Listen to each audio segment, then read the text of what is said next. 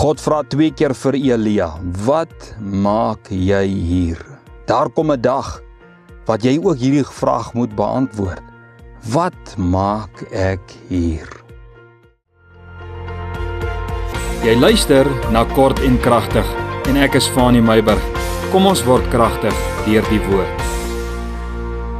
Ek groet jou vanoggend, hoop dit gaan met jou goed. En vir jou wat lewe vir die naweek, lewe vir 'n Vrydag, wel jou dag het vandag aangebreek. En ek wil nou sommer vir jou sê, onthou tog nou om hierdie naweek 'n bietjie kerk toe te gaan, hè? Jy het nou deur die week het jy nou jou lyf gevoed en jou emosie gevoed en jou verstand gevoed, gaan voed nou 'n bietjie jou gees. Ek gesels met jou gou vanoggend so op die voorhand van die naweek. Wat maak jy hier? 1 Konings 19 vers 10. En Elia antwoord die Here nadat die Here vir hom gevra het, Elia, wat maak jy hier by die berg Horeb? Toe sê Elia, ek het baie geywer vir die Here, die God van die leerskare, want die kinders van Israel het u verbond verlaat, u altare afgebreek en u profete met die swaard gedood, sodat ek alleen oorgebly het. En hulle soek my lewe om dit weg te neem. Jy weet, God vra 2 keer vir Elia. Wat maak jy hier? En al 2 kere by die berg Horeb nadat hy 40 dae daarheen geloop het. Hy het daar beland omdat Jezebel, wie se Baal profete deur opdrag van Elia vermoor is, om 'n boodskap gestuur het dat sy hom gaan vermoor. En op God se vraag, wat maak jy hier? Het Elia elke keer geantwoord, Here, ek het vir u geywer. Die kinders van Israel het die verbond verlaat, hulle het die altare afgebreek, die profete is met die swaard gedood, en ek alleen het oorgebly, en hulle soek my lewe ook om dit te neem. Jy weet, Elia, ten spyte van 'n magtige daad om vuur uit die hemel te roep, ten spyte van sy diepe verhouding met God, en ten spyte van 'n geloof wat by min te speur is, bevind hy hom op 'n plek van diepe teleurstelling en geestelike twyfel en geestelike alleenheid. Nie omdat daar nie mense om hom is nie, maar omdat daar nie mede-geestelike broers in die Here is, wat saam met hom die stryd van geloof kan stry nie. Hy bevind hom op 'n plek in sy gees en menswees waar hy tekort skiet, wanneer hy hom met God vergelyk. En in 'n mate voel hy dat God hom alleen hierdie geloofspad laat loop. Hy sê, ek het alleen oorgebly. Sy belewenis is, dat die geestelike verval in die wêreld so intens is, dat almal geval het in afgoderry in.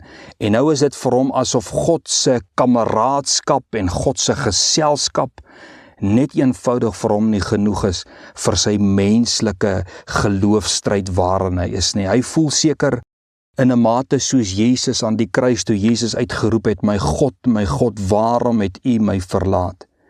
Die stryd teen sonde het Jesus verlate gelaat aan die kruis, en Elia voel byna dieselfde tipe verlatenheid in sy stryd teen sonde. As daar net iemand kon gewees het wat hierdie stryd saam met hom kon stry, dink ek, het hy gesê. Hy het nie geweet van al die ander wat daar wel was nie, maar hulle afwesigheid het die vrag, die geestelike vrag, swaar op sy skouers laat rus, en God het hom in die gesuis van 'n sagte koelte en sonder verwyte en oordeel teruggestuur op sy pad om af te handel wat God hom op die aarde voor neergesit het. En ek weet vandag is die dag dat jy ook moet antwoord op die vraag, wat maak jy waar jy is? Hoekom is jy waar jy is?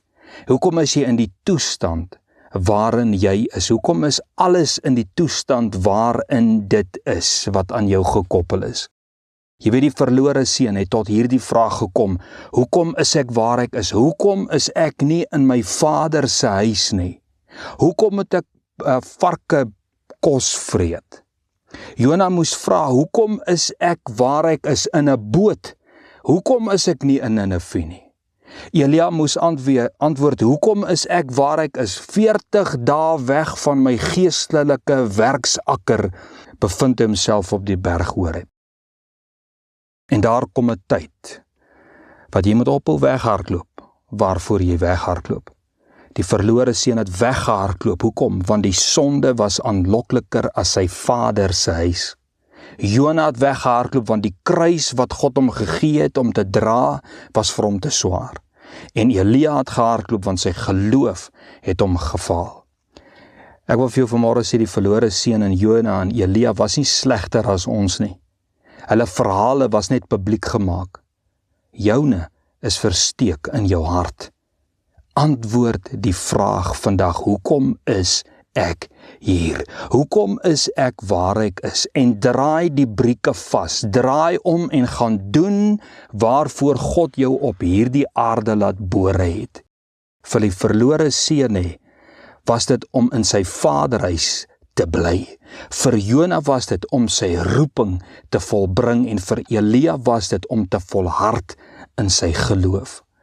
Kind van die Here, laat Heilige Gees vandag met jou praat en verag nie die stem van Heilige Gees nie. Die Here roep jou terug en trek jou terug deur hierdie woord om te doen waarvoor die Here jou op hierdie aarde neergesit het. Ek bid, Here, vir hierdie naweek bid ek vir elke broer en suster, kind van die Here. Ek bid u seën op hulle af, maar ek bid, Here, vir 'n goddelike waarskuwing. Ek bid vir 'n goddelike erns in elkeen van ons harte, dat ons sal kom tot hierdie vraag, wat maak ek? En die Here help ons om te antwoord op hierdie vraag. Is my gebed in Jesus naam. Amen.